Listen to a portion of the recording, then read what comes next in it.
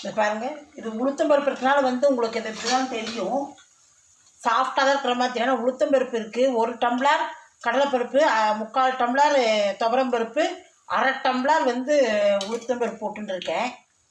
அதனால் வந்து இது உங்களுக்கு வந்து இவ்வளோ இப்படி கலர் சாஃப்டாக தான் தெரியும். அதே மாதிரி காரம் வந்து நான் வந்து எங்களுக்கு தேவையான இது 3 வரமிளகா 2 பச்சை மிளகா போட்டுருக்கேன். உங்களுக்கு எவ்வளோ காரம் தேவையோ அதை நீங்கள் போட்டுக்கோங்க. கொஞ்சமாக இஞ்சி போட்டுருக்கேன். இவ்வளோ இல்லை இஞ்சி எடுத்து தோல் சீவி அலம்பி நறுக்கி போட்டுருக்கேன். இதோ பாருங்கள், வடை, முப்பருப்பு வடை, பாயசம். இது வந்து இது வாழைக்காய் பொடி மாசுது.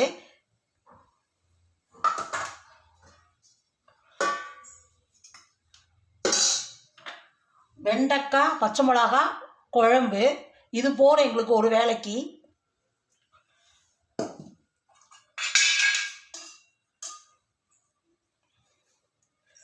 இது வழக்கம் போல் பருப்பு ரசம். பாருங்கோ சமையல். அதாவது இப்போ தான் என்னுடைய சேனல் பார்க்கல அப்படிங்கிற வந்து எல்லாமே small letters ARK Vasanthi creators அப்படின்னு டைப் பண்ணேன், சப்ஸ்கிரைப் பண்ணேன்னா பெல் ஐக்கான் ஆல் ஆப்ஷன் காட்டும். டச் பண்ணேன்னா சப்ஸ்கிரைப் ஆகிடும். நான் போகிற வெடிப்பட உங்களுக்கு உடனுக்குடனே நோட்டிஃபிகேஷன் ஆகிடும். வாங்க வீடியோக்குள்ளே போகலாம், என்ன சமையல்னு பார்க்க. Hi friends, welcome to ARK Vasanthi கிரியேட்டர்ஸ்லேருந்து ஆனந்தலட்சுமி பேசுகிறேன். இன்றைக்கி தை அமாவாசை. எல்லா ராத்திரியும் முக்கால்வாசி இன்றைக்கி அமாவாசைக்கு வாழைக்காய் சமைப்பா.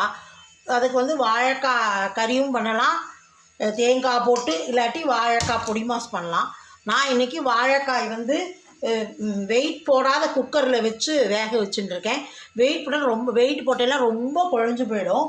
அதனால் அப்படியே வேக வச்சுட்டேன்னா நல்லா ஒரு மாதிரி இருக்கும். அதை வந்து நீங்கள் தோலை உரித்து எடுத்துகிட்டு அதுக்கப்புறம் தேங்காய் துருவி, கேரட் துருவியில் வந்து துருவி எடுத்து வச்சுட்டுருக்கேன்.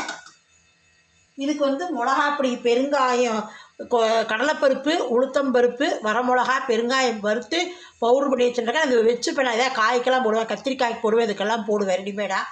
அதனால் அரைச்சி வச்சுட்டுருக்கேன். இதில் ஒரு 3 டேபிள் ஸ்பூன் எடுத்துக்கலாம். ஒரே ஒரு மூடி வந்து எலுமிச்சை பழத்தை பிழிஞ்சு விடுவோம், நல்லா புளிப்பாக நல்லா கடைசியாக. இப்போ இது எண்ணெய் வந்து 4 ஸ்பூன் விட்டுருக்கேன். கடுகு 1/2 ஸ்பூன் போட்டுக்கிறேன்.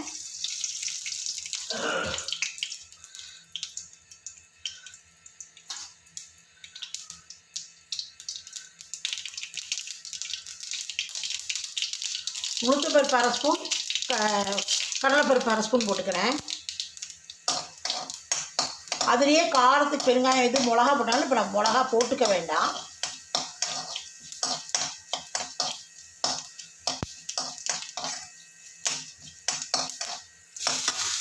இன்றைக்கி சமையல் வந்து வெண்டைக்காய் பச்சை மிளகா போட்டு புளிக்குழம்பு, இது வாழைக்காய் பொடி மாஸ், அப்புறம் வந்து ரசம், அரிசியும் தேங்காய் அரைச்சி விட்டு கடலைப்பருப்பு பயத்தம்பருப்பு போட்டு பாயசம், முப்பருப்பு வடை.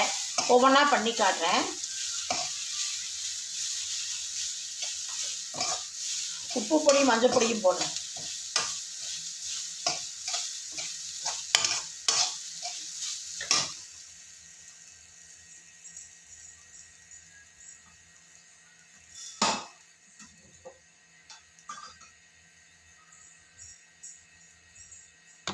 இதுக்கு வந்து நீங்கள் வந்து டேபிள் சால்ட்டு தான் போடணும், ஏன்னா கல்லுக்கு போட்டேன்னா கரையாது, கறிக்கும்.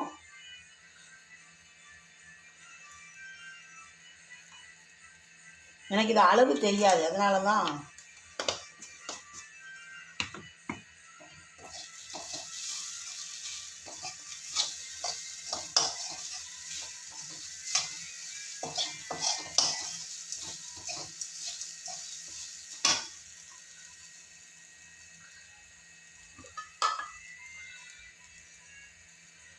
மஞ்சப்பொடி போட்டுக்கலாம் 1/2 ஸ்பூன்.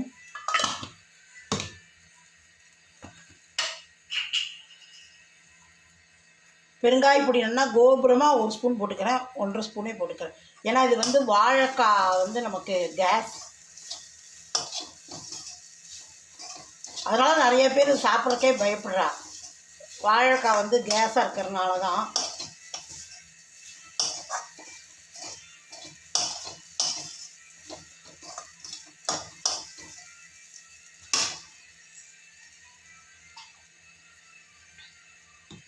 இதுக்கும் நம்ம தேங்காய் போட்டுக்கலாம், ரொம்ப நல்லா இருக்கும் தேங்காய் போட்டு எல்லாம்.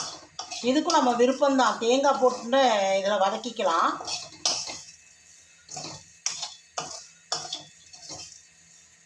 இந்த பொடியை போட்டுக்கிறேன். இதில் நான் கத்திரிக்காய் கறிக்கெல்லாம் இதைத்தான் ரெடிமேடாக வச்சுட்டுருக்கேன். நான் வந்து தனியாக போட்டுக்க மாட்டேன்.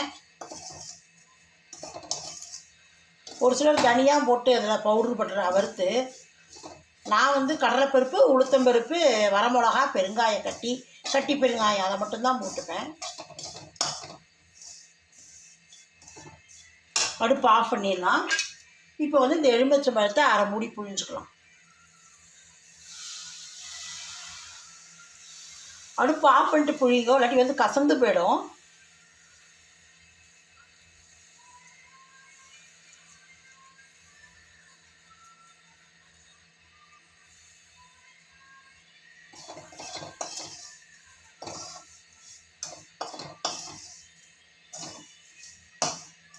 அதுமாதிரி நான் வந்து வத்த குழம்புக்கெல்லாம் பொடியெல்லாம் அரைக்க மாட்டேன்.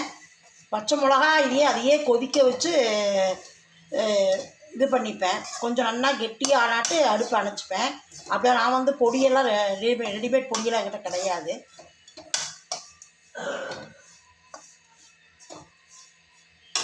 ஒவ்வொன்றா சமையல் பண்ணலாம். கடுகு வெடிக்கிறது, எண்ணெய் ஒரு 6 ஸ்பூன் விட்டுருக்கேன்.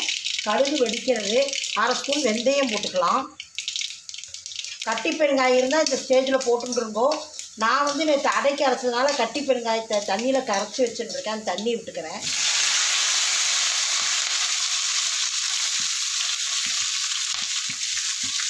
வெண்டைக்காய், பச்சை மிளகா, கருவேப்பிலை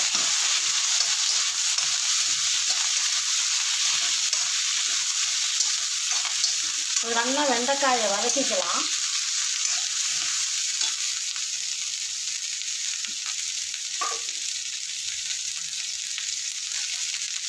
குழம்புக்கு தேவையான உப்பு போட்டுடலாம்.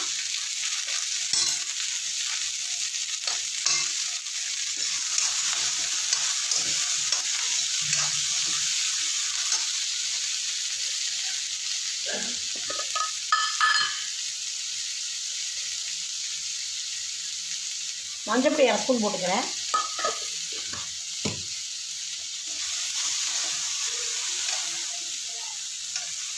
இதால் 1.25 கப் புளித்தண்ணி ஊற்றிக்கலாம்.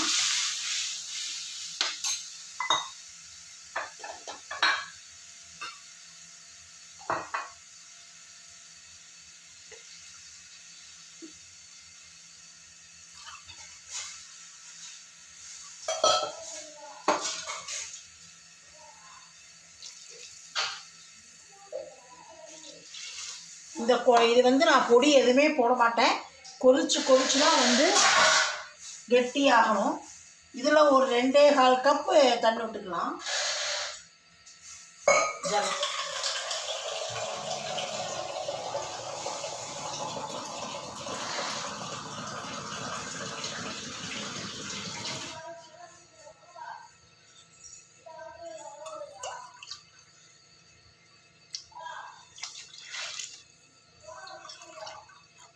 ஜலவிட்டு 2.25 கப் விட்டுருக்கேன். நல்லா கொதிக்கட்டும்.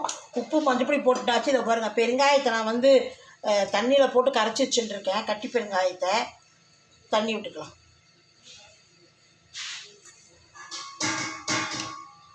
கொதிக்கட்டும். தை அமாவாசைக்கு வந்து கொஞ்சம் அரிசியும் தேங்காய் அரைச்சி விட்டு பாயசம் பண்ணலாம் அப்படின்ட்டு இதுக்கு வந்து நான் அரிசி ஒரு 2 ஸ்பூன் ஊற வச்சுட்டுருக்கேன். 6 முந்திரி ஊற வச்சுட்டுருக்கேன். ஒரு 4 ஏலக்காய் ஊற வச்சுட்டுருக்கேன். முந்திரி வந்து நீங்கள் தாளிச்சு கொட்ட வேண்டாம், இதுலேயே போட்டு அரைச்சிட்டா கெட்டி கொடுக்கும் பாயசம்னா.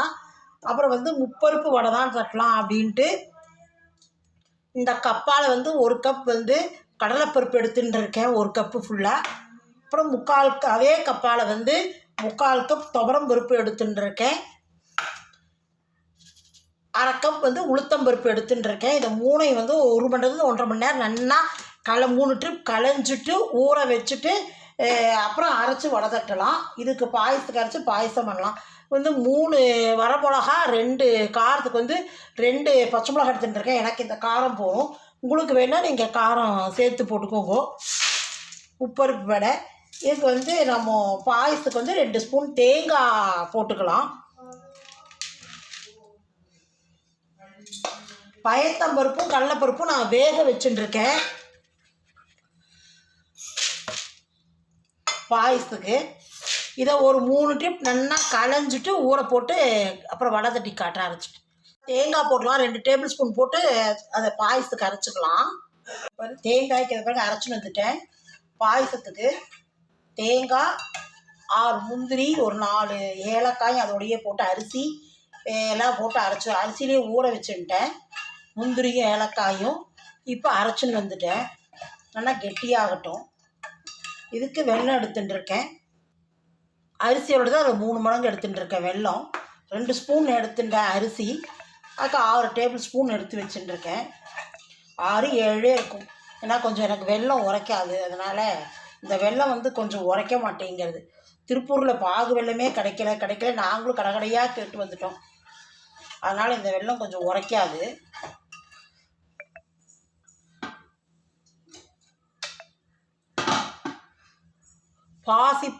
பயத்தம்பருப்பும் கடலைப்பருப்பும் வேக வச்சுட்டுருக்கேன் குக்கரில். இதாட்டி இதை போட்டுட்டு வெல்லத்தை போட்டால் நெய் 2 ஸ்பூன் விட்டுக்கலாம் போதும். ஏன்னா முந்திரி நம்ம இதிலேயே அரைச்சதுனால முந்திரி தாளித்து கொட்டிக்க வேண்டாம்.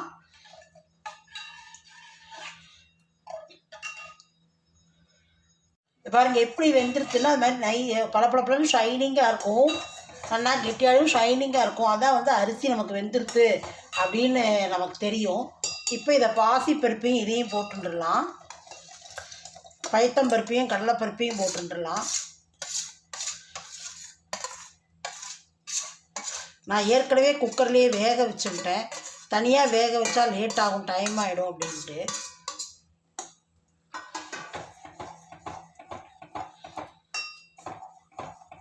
வெல்லத்தை போட்டுக்கிறேன்.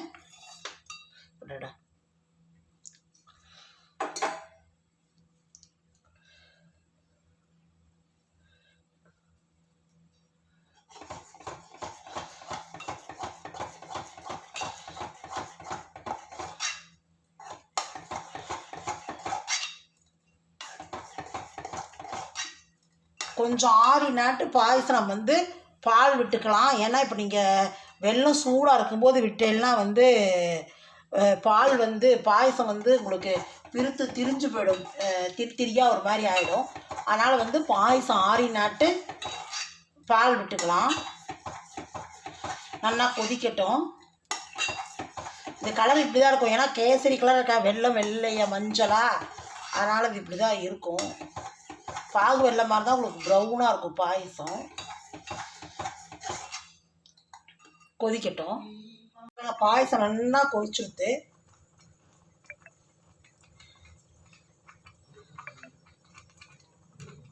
ஒரு ஸ்பூன் நெய் விட்டுக்கலாம்.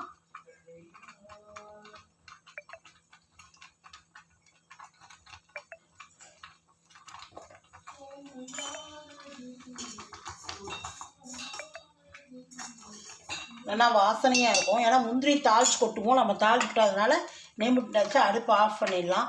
கொஞ்சம் ஆறட்டும். இது காய்ச்சி ஆற வச்சுட்டுருக்கேன் பால், பசும்பால். அதை அப்புறம் விட்டுக்கலாம். கொஞ்சம் சூடு ஆறினாட்டு வடைக்கு மட்டும் அரைச்சி வடை தட்டி காட்டுறேன். இதோ பாருங்கள், வடைக்கு அரைச்சி முப்பருப்பு வடை. இதுலேயே கருவேப்பிலை, கொத்தமல்லி, இஞ்சி எல்லாம் போட்டுன்ட்டேன். இப்போ இதை எண்ணெய் வச்சுருக்கேன் அடுப்பில். தட்டின்றுவோம். இப்படி வடையை இப்படி வச்சு இப்படி பண்ணையெல்லாம் போகும் ஆச்சா. ஏன்னா விரலாக விழும். விரலை தட்டினெல்லாம் இந்த பாருங்க, எண்ணெயை இப்படி தடைச்சுன்ட்டு கையில் நமக்கு எவ்வளோ பெருசு வேணுமோ அந்த அளவுக்கு வச்சு இப்படி உள்ளங்கை இப்படி தட்டினாலே போகிறோம். இல்லாட்டி நமக்கு இதுதான் விழுந்துடும்.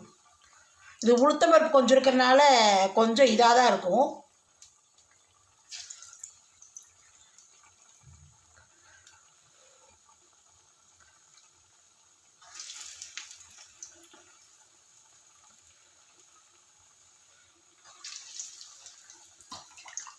உடனே திருப்ப வேண்டாம்.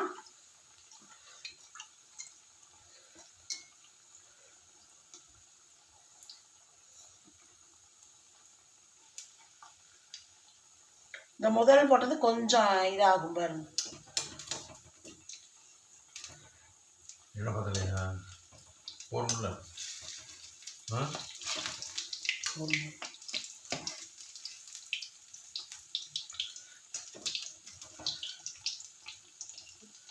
ஆஃப் பண்ணிட்டியா? இருக்குங்க, ஆஃப் பண்ணிட்டு இருக்கு.